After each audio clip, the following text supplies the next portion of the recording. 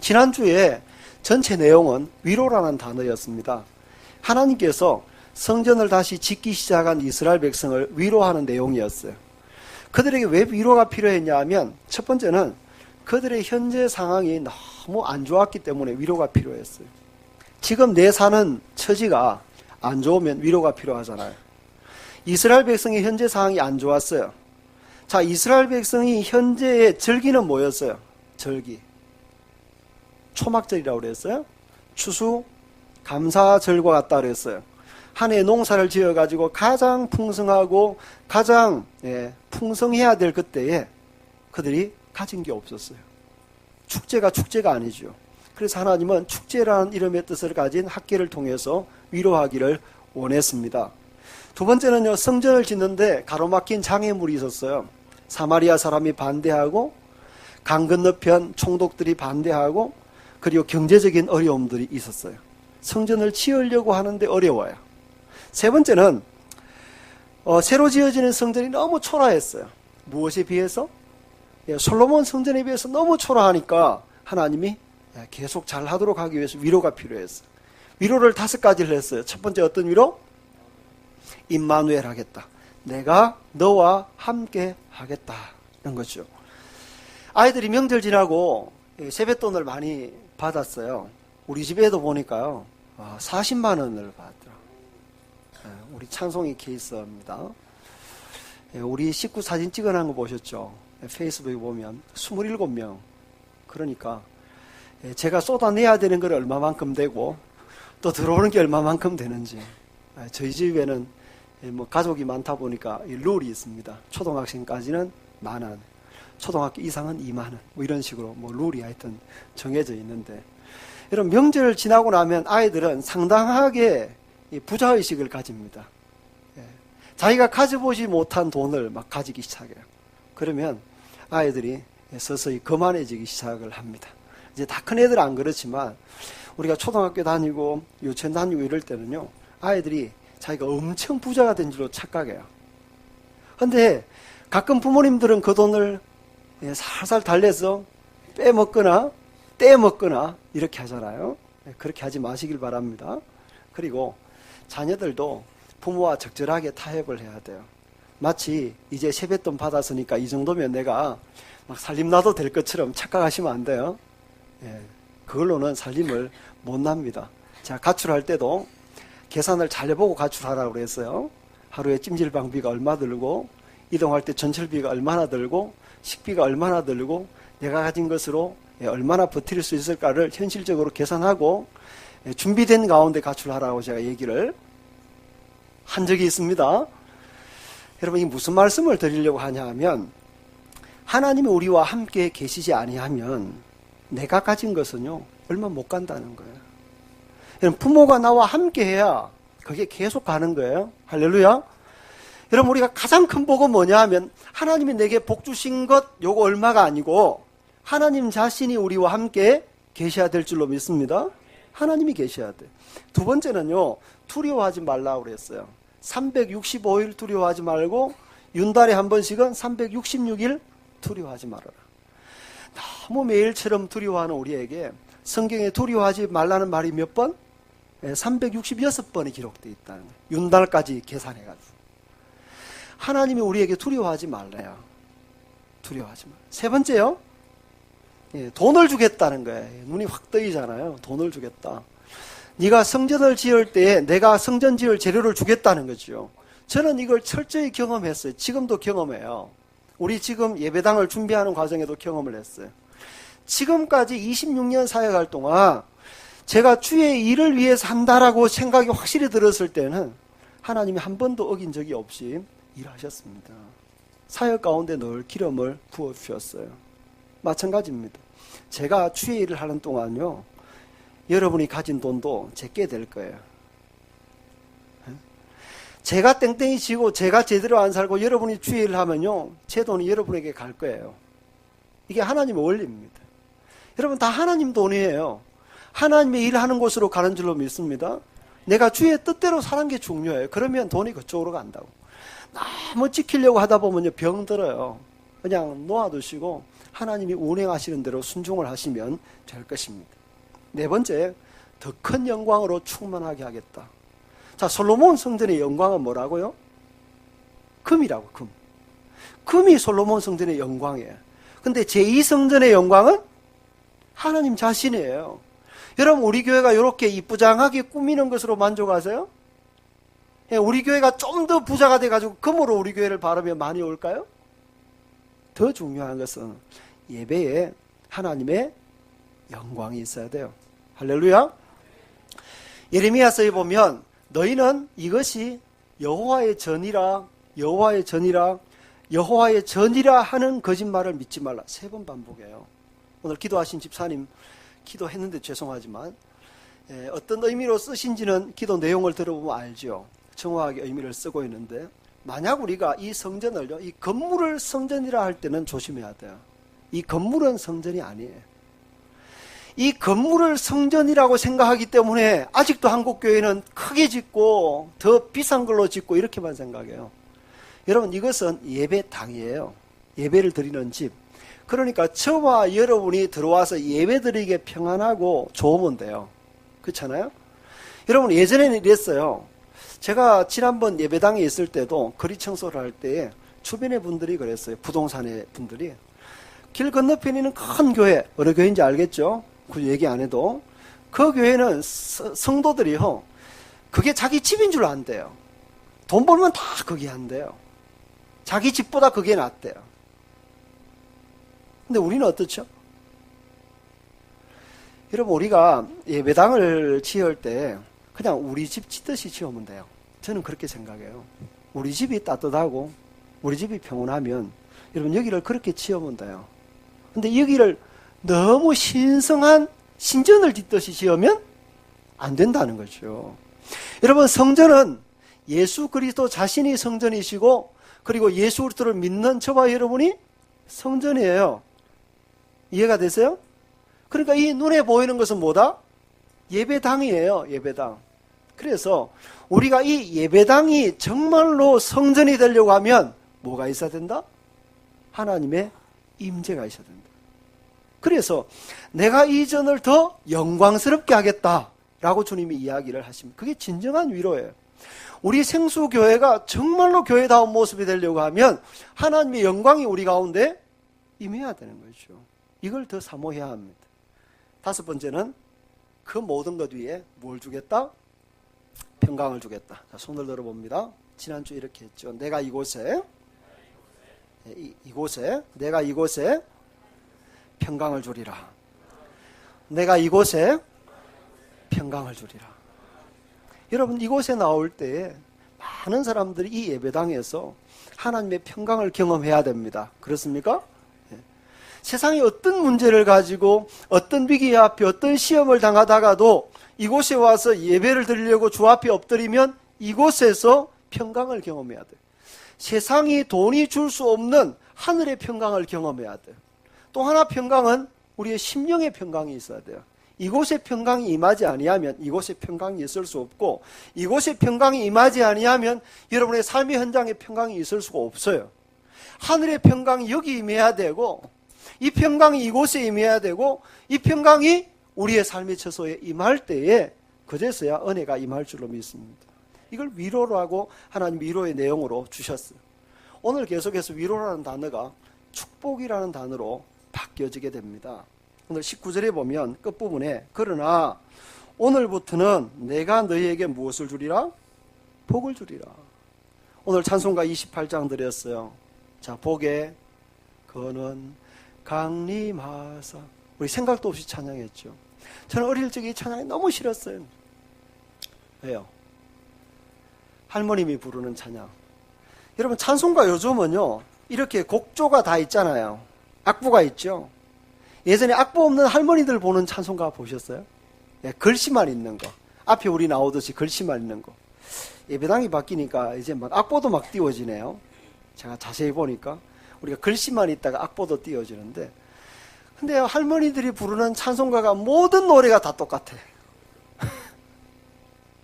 그래서 그때는 싫었어요. 늘어지고 교회만 가면 사람들이 왜 그렇게 청승 받고 공상 받고 막 맨날 비 오는 것 같고 느낌이 그런지 모르겠어. 싫어했는데 가사를 하나씩 들여다보니까 사실 너무 좋은 가사예요. 복에 거는 강림하사 찬송하게 하소서. 복에 거는 대신 주님이 우리의 강림하셔야 될 줄로 믿습니다. 하나님의 복의 통로니까. 근데 하나님이 정말 저와 여러분에게 복 주시기를 원하시는 거예요. 한번 보겠습니다. 민수기 6장 24절부터 같이 읽습니다. 여호와는 내게 복을 주시고 너를 지키시기를 원하며 여호와는 그의 얼굴을 내게 비추사 은혜 베푸시기를 원하며 여호와는 그 얼굴을 내게로 향하여 드사 평강 주시기를 원하노라 할지니라. 여호와는 너를 지키시기를 원하고 여호와는 은혜 베푸시기를 원하고 여호와는 평강 주시기를 원하노라. 원하고 원한다. 할렐루야. 주님 우리에게 이렇게 복 주시기를 원하시는 거죠. 근데 성경 19절을 다시 보면 이스라엘 백성들은 지금 이 복이라는 생각이 전혀 안 들어요. 다시 보세요. 곡식 종자가 아직 창고에 있느냐? 있단 말이에요? 없단 말이에요? 없단 말이에요. 무엇이 없다? 종자가 없어요. 종자가. 예전에 한문 문구예요. 농부는 살아도 아는 기아할 때 아자예요. 굶어 죽을지라도 침궐 종자니라. 예, 종자는 안고 죽는다고. 근데 지금 이들에게는 무엇도 없어요? 종자도 없어요. 그러면요 이런 거죠. 집이 좀 잘 살다가 집 팔았어요. 어려워가지고. 그래서 전세에 있다가 전세도 팔아가지고 월세 갔다가 지금 월세 낼 것도 없는 거예요. 이해가 되세요? 지금 이제 더 이상 뭐 어떻게 할 길이 없는 거죠. 길이 없어요. 그런데 하나님 뭘 주시겠다? 복을 주시겠다 하는 거죠. 그래서 사실은 이게 말이 안 되는 거죠. 근데 복의 주체가 그래서 누구라고요? 하나님이라고. 그러나 오늘부터 내가 너희에게 복을 주리라. 할렐루야. 그러니까 하나님이 복을 주는 거예요. 여러분 부모가 자식에게 복을 주리라고 결심하면 어떻게 돼요? 자, 우리 김상기 집사님 주아가 오늘 입원하는데 주아가 내일 수술이 있어요. 자, 주아가 주아를 두고 아빠가 복을 주겠다고 결심하면 어떻게 될까요? 그죠? 진짜 잘하네 하음이가. 이름을 잊어버렸다. 성주. 네, 맞지. 그래서 부모가 자식에게 복을 주겠다 이러면요 부모의 한계 안에서는 복을 주는 거야. 그렇잖아요. 내가 해주고 싶은 모든 것을 다 해주는 거야. 그러면 하나님이 복 주시겠다 그러면 하나님의 한계 안에서 우리에게 복을 주시는 것입니다. 막을 수가 없어요. 막을 수가. 한번 읽어보겠습니다. 히브리서 6장 14절 같이 읽습니다. 이러시되 내가 반드시 너에게 복주고 복주며 너를 번성하게 하고 번성하게 하리라 하셨더니 그가 이같이 오래 참아 약속을 받았느니라. 내가 반드시 너에게 못하며 복주고 복주며 번성하게 하고 번성하게 하리라 하셨더니 오래 참아서 약속을 받았다고 얘기를 합니다. 여러분 육신의 부모도 하겠다고 그러면요 그 부모의 의지대로 해요. 할 수 있는 한. 하나님이 하시겠다고 그러면 반드시 복을 줄 수밖에 없는 거예요. 그래서 옆 사람에게 인사하겠습니다. 당신은 뒤로 넘어져도 복을 받습니다.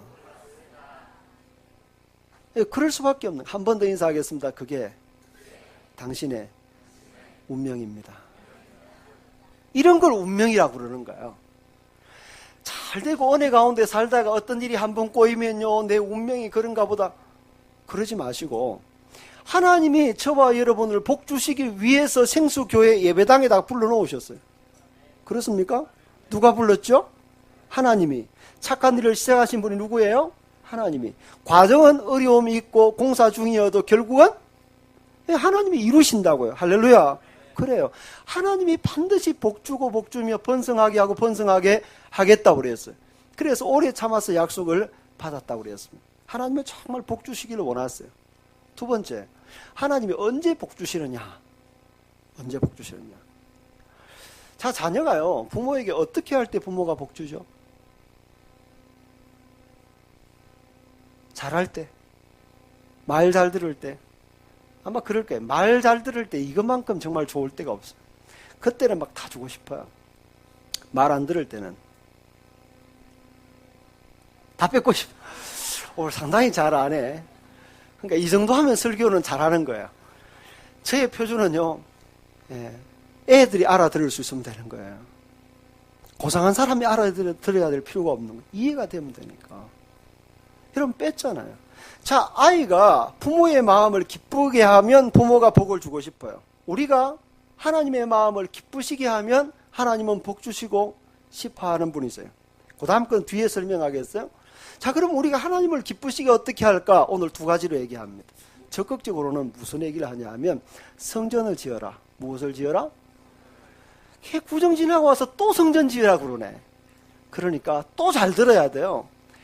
눈에 보이게 벽돌 가지고 돈 가지고 이런 예배당 성전을 지어라 이런 말이 아니고 오늘 본문이 하는 얘기를 잘 보세요. 우리의 내면의 성전을 지어라 이 얘기하는 거예요.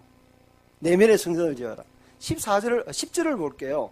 다리오 왕 제2년 9째 달 24일에 여호와의 말씀이 선지자 학개에게 임하니라 이르시되 만군의 여호와가 말하노니 너는 누구에게? 제사장에게 무엇을 물어보라? 율법을 물어보라. 사람이 옷자락에 거룩한 고기를 쌌어요. 자, 보세요.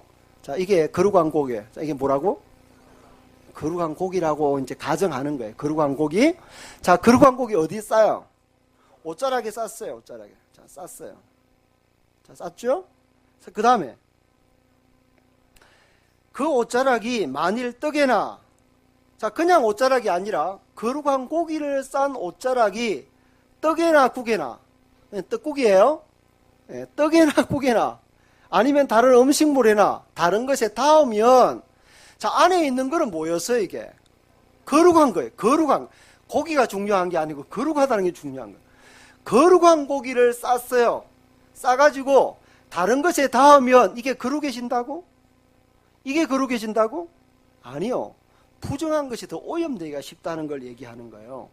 내가 거룩한 것을 가지고 있는데도 부정한 것에 닿으면 부정한 게 거룩해지는 게 아니라 거룩한 게 부정해진다고요. 이해가 되세요? 그 다음 보기를 보세요. 13절. 학개가 이르되 시체를 만져서 부정한 자가 만일 그것들 가운데 하나를 만지면 그것이 부정하겠느냐. 자, 시체를 만졌어요.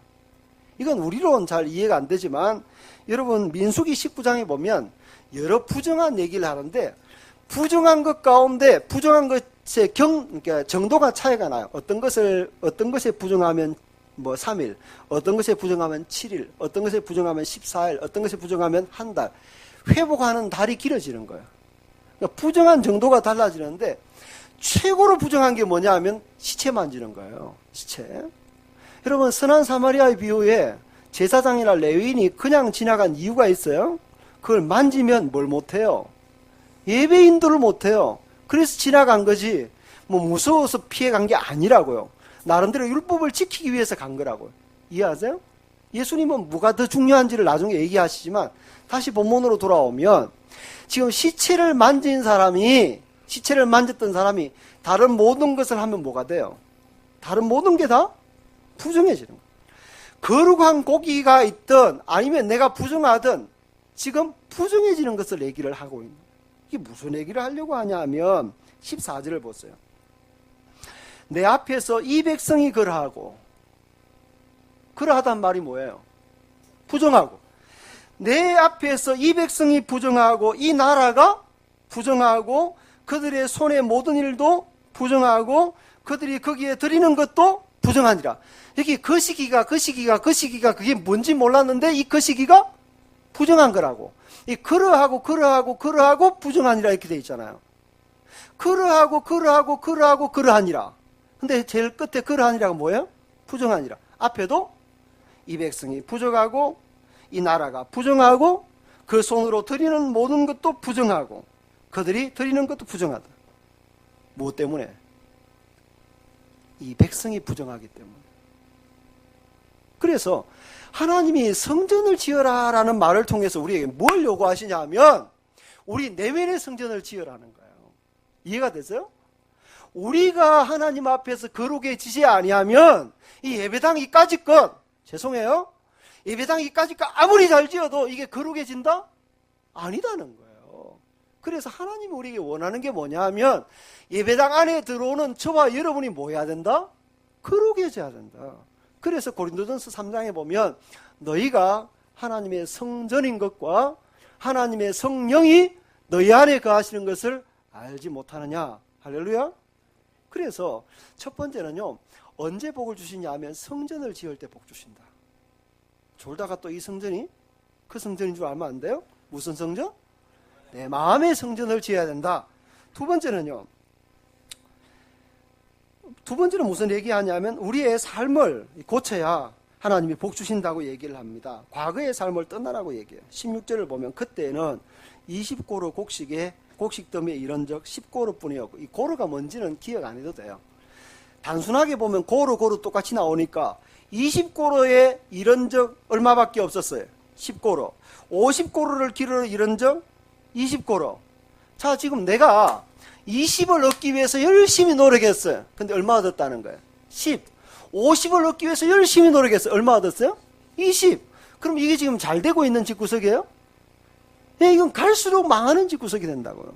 왜 이렇게 되었나? 15절에 보면 이제 원하건대 너희는 오늘부터 이전 곧 여호와의 전에 돌이 돌 위에 놓이지 아니하던 때를 기억하라. 자, 오늘 이전 그리고 오늘부터. 자, 15절은요, 오늘 이전 곧 오늘이 언제예요? 여호와의 전이 돌 위에, 여호와의 전에 돌이 돌 위에 놓이기 전, 다시 말하면 성전을 짓기 이전과 19절에 오늘부터 너에게 복을 주리라. 오늘은 언제예요? 성전을 짓기 시작할 때부터 복을 주겠다. 그러니까 오늘 이전에는 무엇이 있었는지 보세요. 예, 20을 기대했을 때 10밖에 없고, 50을 기대했을 때 20밖에 없고, 그리고 곡식이 마르고, 그리고 깐부기 재앙이 있고, 우박이 있었다는 거죠. 자, 근데 중요한 게 뭐냐 하면 이 본문에서 잘 봐야 될 게 17절을 보세요. 17절 하반절. 깐부기 재앙과 우박으로 쳤으나 너희가 내게로 돌이켰느니라? 예, 돌이키지 아니하였느니라. 자, 쳤으나 돌이키지 아니하였느니라 이렇게 되어 있어요. 그럼 하나님 왜 쳤어요? 돌이키라고. 이해가 되세요?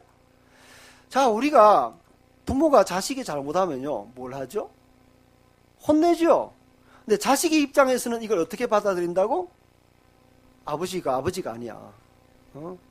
이건 세상에 다른 사람도 안 따라합니다. 다른 사람이니까 안 그러는 거야. 이해가 되세요? 내 자식이 아니니까 안 그러는 거예요. 내 자식이면 그렇게 둘 수가 없어요. 내 자식이니까. 내 자식이 이는 뭘 하죠? 징계하는 거예요. 자식의 입장에서 받아들일 때는 아버지가 징계하는 것을 징벌로 받아들여요. 근데 징벌과 징계는 너무 달라요. 징벌은요, 죽이려고 하는 거고, 징계는 회복의 목적이 있어요. 이 자식을 바르게 회복시키려고. 하나님은 우리를 뭐 하세요? 징계하시는 거예요. 절대 우리를 벌하시는 적이 없어요, 여러분. 우리가 아무리 잘못해도 징벌하지 아니하신다고. 징계하신다고. 히브리서 12장 8절의 징계는 다 받는 것이거늘 없으면 사생자요 참아들이 아니라고 그랬어요. 여러분, 하나님의 아들이기 때문에 우리에게 징계하세요. 하나님의 마음이 뭐예요? 지금 너희가 내게로 돌이키지 아니하였느니라. 그럼 어떻게 하라고요? 돌이키라고 얘기를 하고 있는 것입니다. 베드로전서 4장 1절부터 3절 같이 읽습니다. 그리스도께서 이미 육체의 고난을 받으셨으니 너희도 같은 마음으로 갑옷을 삼으라. 이는 육체의 고난을 받은 자는 죄를 거쳤음이니 그 후로는 다시 사람의 정욕을 따르지 않고 하나님의 뜻을 따라 육체의 남은 때를 살게 하려 함이라. 너희가 음란과 정욕과 술취함과 방탕과 향락과 무부한 우상 숭배를 하여 이방인의 뜻을 따라 행한 것은 지나간 때로 족하도다. 따라합니다. 지나간 때로 족하도다. 제가 오늘 명절 연휴에 이 말씀 드린 이유가 있어요. 일단 다 못 올라올까봐 고린도전서를 다시 갈 수가 없었어요. 강의를 하면 못 듣잖아요. 그래서 이걸 한 거고, 또 하나는 명절에서 돌아온 성도들에게 어떻게 하면 목사가 좀 복되는 말씀을 할까? 그래서 복의 길 하는 거야. 이 마음을 아시고 복을 잘 챙겨 받으시길 바랍니다. 그렇잖아요. 근데 복을 받으려고 하면 성전을 지어야 되고, 또 하나는요, 과거의 삶을 청산해야 돼요. 새로운 삶을 살라라고 얘기를 합니다. 명절 되었잖아요. 또 새해를 시작하면서 우리는 1년에 2번씩 있는 새해, 다시 새해를 출발할 수 있는 은혜가 있어지기를 축복합니다. 세 번째요. 자, 하나님이 이렇게 성전을 짓고 과거의 삶을 청산할 때 복을 주시는데요. 그 복이 뭘까? 세 가지. 첫 번째는요, 현재의 복을 주시는 거죠. 현재의 복. 19절 하반절, 내가 오늘부터 너희에게 복을 주리라. 이 복이 뭔가 봤더니만 이 복이 비예요. 자, 오늘 내리는 비 아니고, 오늘 내리는 비는 뭐 산성비, 미세먼지비, 뭐 이런 비는 맞으면 안 돼요. 오늘 또 졸다가 설교 들어서 비가 하나님의 복이래 그러면서 막 또 우산 안 쓰고 막 돌아다니면서 막 비를, 감기 들어요. 병원 입원합니다. 그런 거 아니고, 성경에서 말하는 비가 뭘까를 생각해야 돼요. 자, 이스라엘 백성이 하나님 앞에 범죄할 때에, 오늘 여기 마르는 재앙 나왔잖아요. 한재를 들게 했다고 그랬어요. 학교에서 1장에 제가 지난 시간에 설명했어요. 한재를 들게 했어요. 하늘은 이슬을 거쳤다고 그랬어요. 비가 안 내리는 거예요. 엘리야 시대 때 기억하시죠? 아합왕과 그의 모든 백성이 하나님을 향해 돌아서서 우상을 섬기니까 하나님이 3년 6개월 동안 땅에 비가 오지 않게 하는 거예요. 비가 안 오니까 소출이 안 나죠? 사람이 고통스러운 거예요.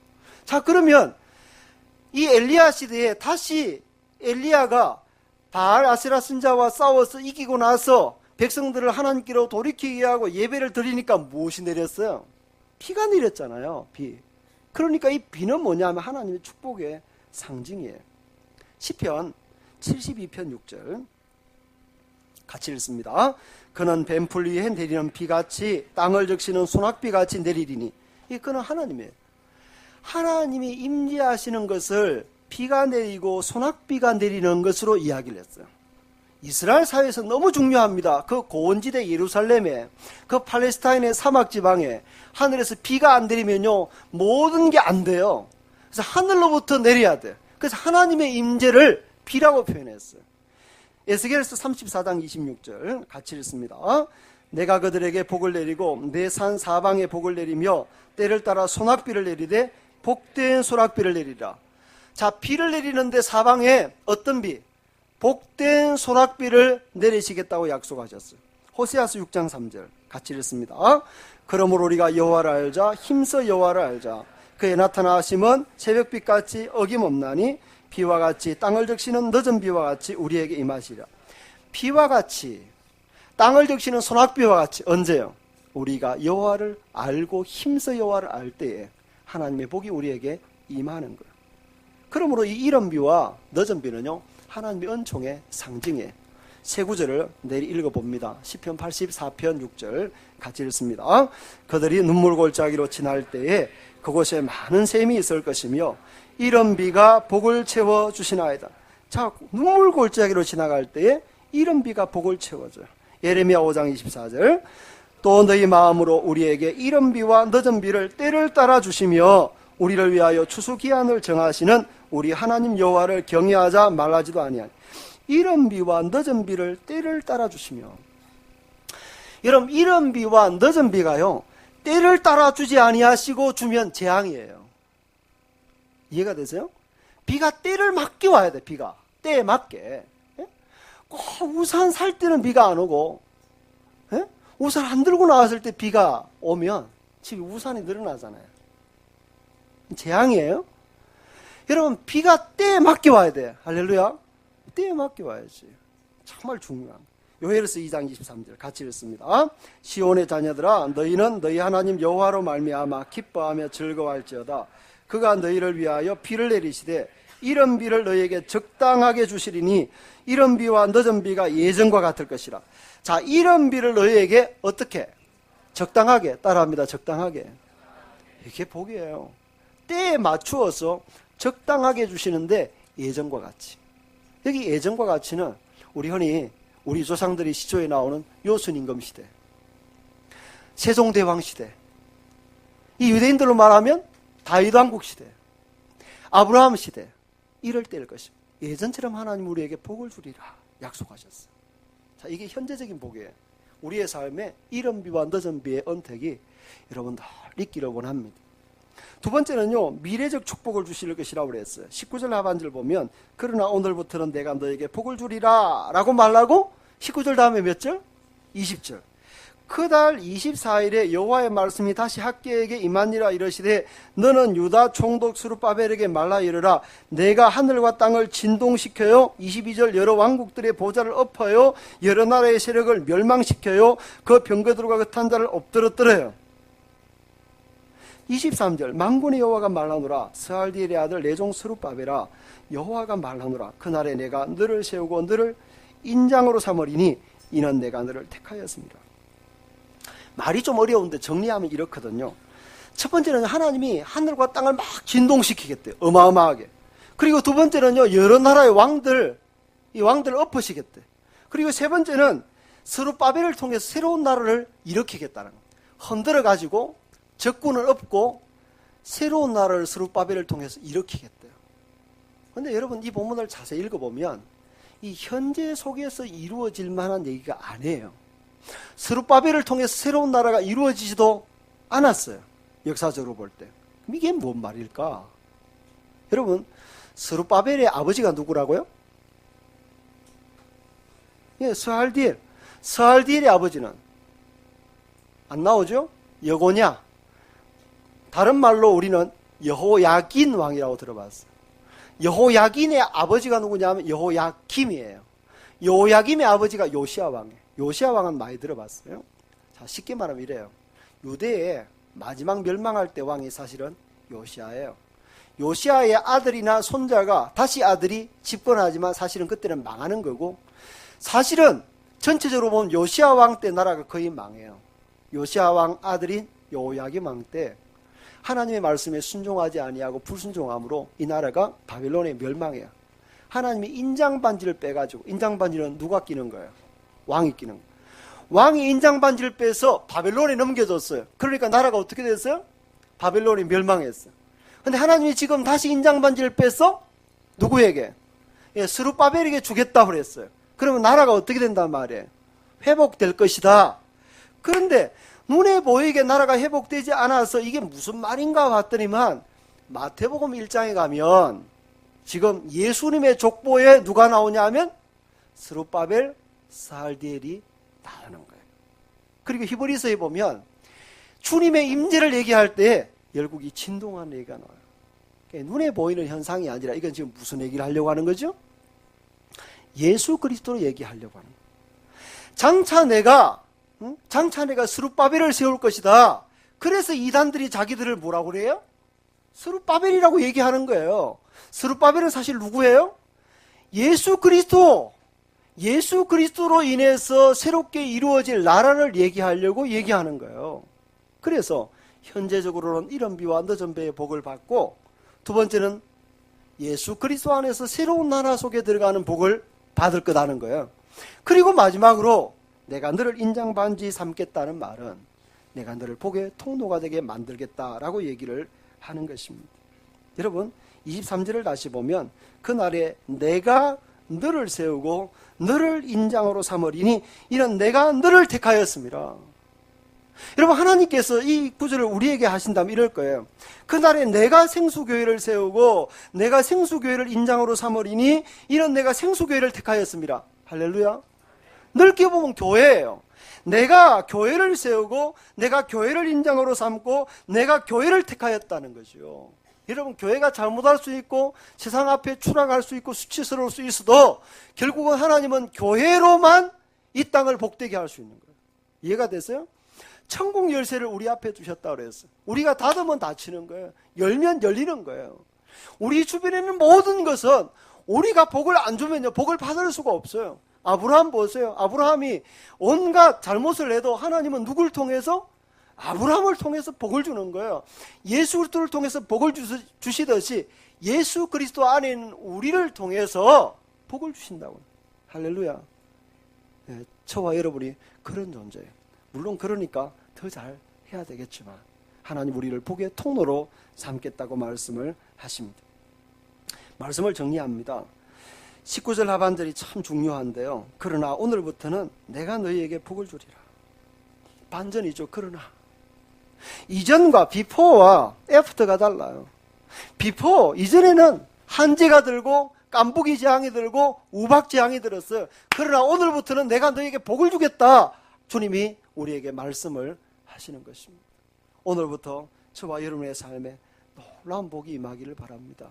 근데 그 오늘부터가, 그 오늘이 언제라고요? 오늘? 그런 날이 아니고 언제요? 마음에 성전 짓고 과거로부터 떠날 때에 그때 하나님 어떤 복을 주신다? 현재 삶의 복을 주시고 예수 그리스도를 통한 천국의 복을 주시고 그리고 우리를 복의 통로로 삼겠다고 그랬습니다. 새로운 한 해 이런 놀라운 복이 저와 여러분의 가정에 우리 교회에 넘치기를 축복합니다. 일어나셔서